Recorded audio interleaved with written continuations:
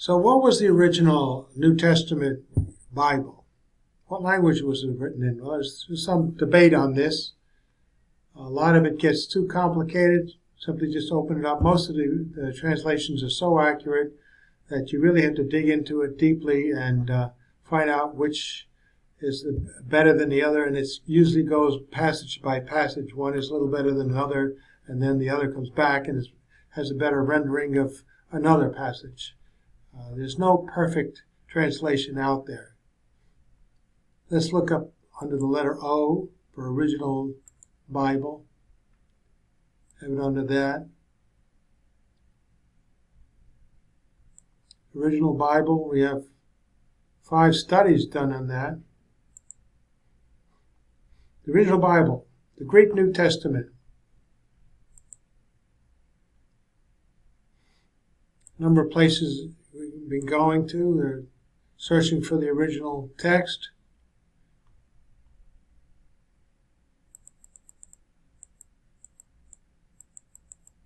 There's some comments on that.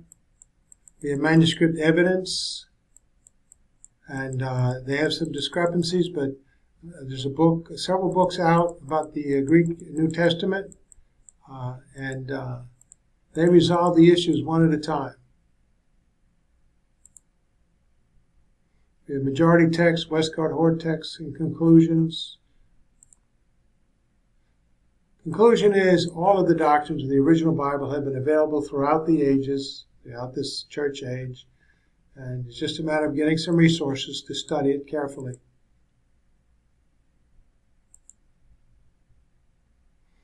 Question is, was the original Bible written in Aramaic? There's a group of people saying that the original was written in Aramaic, but the problem is there's a lack of availability of the Aramaic language to the world and of sufficient numbers of Aramaic manuscripts throughout the ages, which indicate that God did not intend for the Aramaic language to be used to relay his word to the world as an original text. Aramaic scholars have to go back to what's available in the Greek. So claims that neither Greek nor Aramaic texts have been made available throughout the century are refuted.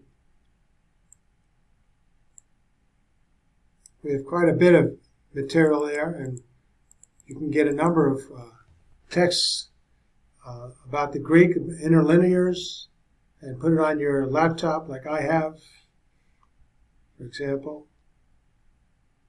Word search. I use word search for others as well.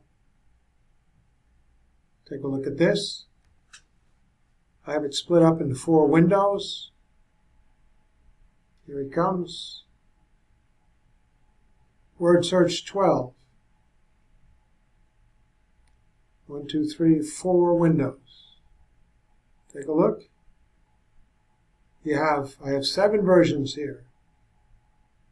NASB, Young's, King James, New King James, Holman Standard, Authorized, American Standard Version, King James Version, and NIV. And we have the Greek interlinear. We have some dictionaries. I have some commentaries, and again another Greek interlinear there. Take a look at it. It's really an excellent resource. So you've got words defined. You can just click on one of these numbers above. It tells you what part of speech it is. Gives you the Greek, and then the Hebrew an English transliteration, and the best English translation. And then we have some manuscripts that might differ on a particular word here or there. For example, this. We have a book on the manuscript evidence by Comfort. You can get that when something is significant. Most of the time it's not. So these are great resources. In any case, the best language to convey God's word to the world at the time in the first century was written in Greek, because Greek was the universal language then. So the result of mankind turning its back on God and his word over the centuries, the word is cast out as man's immediate reach. Nevertheless, it was still available to those that sought his word. So the resources available all this time, throughout all the ages, so men could have a chance at understanding what God has said in His Word. Aramaic manuscripts are translated from the Greek. They're not original, and they are written in a variant dialect of the language that Jesus spoke, not the actual dialect.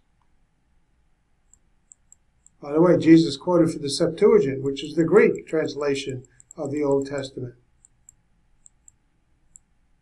The language of the Syriac Bible is a variant of the language of our Lord's and not the actual language as well.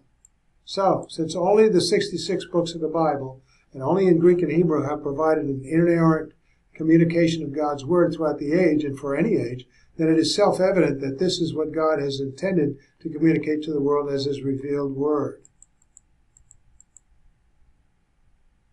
There's a false claim that since the Greek Bible contains elements of Aramaic thinking and background, that it must have been originally written in Aramaic. People are multilingual. They can take thoughts in one language and translate them into another with great accuracy. Claims that certain passages do not make sense in the Greek, but an alternative rendering in Aramaic doesn't make sense, and it's refuted. There's some passages here. We have some arguments between the Aramaic camp and the Greek camp, refuting it. Multiple arguments. Pick your spot, do a little reading.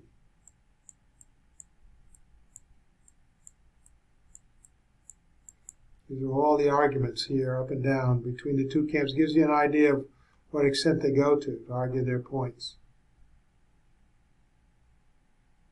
The Greek Bible and a good English translation of it do not present a problem in the communication of the words of God's Word. The better features offered by the Aramaic camp to enhance the understanding of the Bible are either already available or not good features at all. Claims that the Greek text has serious grammatical errors is refuted. Again, we have some arguments back and forth with the two different camps. You can look at those and get a flavor of what it is. We've always had a good English translation of what God has presented in His Word in Greek and in the Hebrew of the 10th century.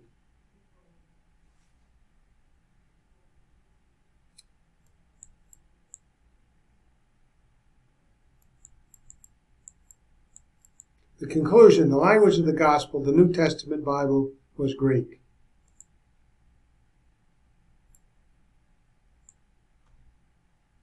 We have Berry's Interlinear Greek-English New Testament.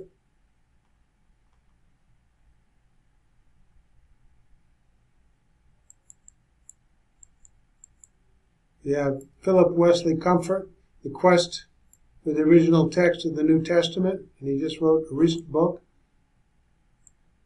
which is the manuscripts of the New Testament, and brings out the differences from one manuscript to another and why one is better than another.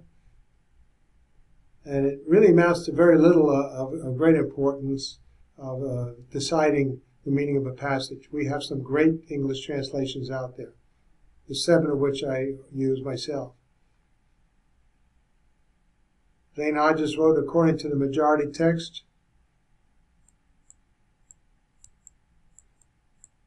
F. Bruce, The Books and the Parchments.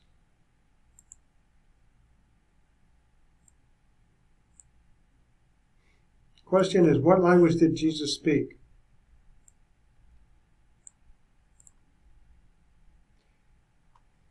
Jesus spoke Greek, Hebrew, and Aramaic,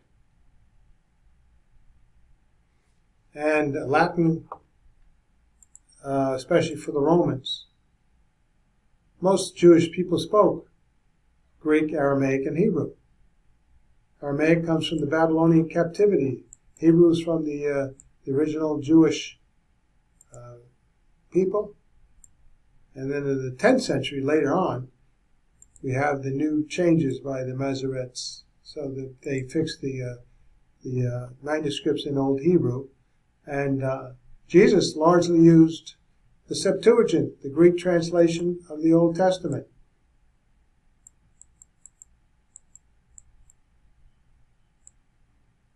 So we have very reliable resources to study